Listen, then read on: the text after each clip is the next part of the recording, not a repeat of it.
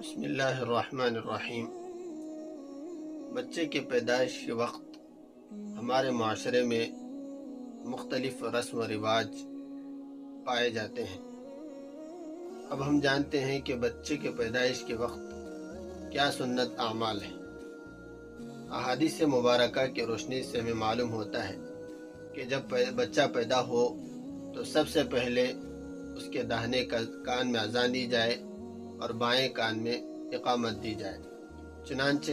یہ کتاب ہے المستدرک علی الصحیحین للحاکم، اس کا حدیث نمبر ہے 4827۔ عن عبید اللہ بن ابی رافع عن ابیہ رضی اللہ عنہ قال رأیت رسول اللہ صلی اللہ علیہ وسلم اذن فی اذن الحسین حین ولدته فاطمہ رضی اللہ عنہ۔ حضرت عبید اللہ بن ابو رافع رضی اللہ عنہ اپنے والد سے نقل کرتے ہیں، فرماتے ہیں میں نے رسول اللہ صلی اللہ علیہ وسلم کو حضرت حسین رضی اللہ عنہ کے کان میں اذان کہتے ہوئے سنا جس وقت حضرت حسین رضی اللہ عنہ حضرت فاطمہ رضی اللہ عنہ کی ایک حدیث کی کتاب ہے مسند ابی یعلا، اس کے اندر حدیث نمبر 6780، اس میں روایت موجود ہے عن طلحة بن عبید اللہ عن حسین قال قال رسول اللہ صلی اللہ علیہ وسلم من ولد له فأذن في أذنه اليمنى وأقام في أذنه اليسرى لم تضره الصبيان۔ حضرت طلحہ بن عبید اللہ رضی اللہ عنہ حضرت حسین رضی اللہ عنہ سے نقل فرماتے ہیں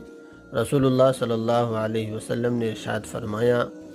جس شخص کی یہاں کسی بچے کی ولادت ہو تو اس کے داہنے کان میں اذان دی جائے اور بائیں کان میں اقامت کہی جائے،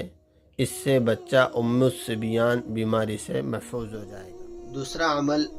جو عام طور پر ہمارے معاشرے میں اس کو ترک کر دیا گیا ہے وہ تحنیک کا عمل ہے۔ تحنیک کا عمل یہ ہے کسی بزرگ یا اللہ والے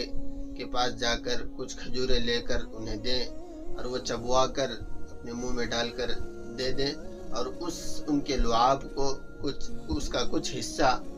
بچے کے منہ میں ڈالیں اور اس کے تالوں پر ملیں، جیسا کہ صحابہ کرام رضی اللہ عنہم اجمعین کے زمانے میں ہوا کرتا تھا۔ چنانچہ روایت میں موجود ہے کہ جس وقت اللہ کے نبی صلی اللہ علیہ وسلم ہجرت فرما کر مدینہ منورہ تشریف فرما تھے تو اس وقت سب سے پہلے حضرت اسماء بنت ابی بکر رضی اللہ تعالیٰ عنہ کی یہاں لڑکا پیدا ہوا، وہ حضرت عبداللہ بن زبیر رضی اللہ عنہ تھے۔ حضرت اسماء بنت ابی بکر رضی اللہ عنہ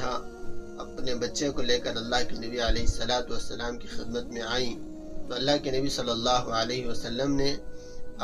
کچھ کھجوریں منگوائی، چھوارے منگوائے اور اپنے منہ میں ڈال کر اسے چبوایا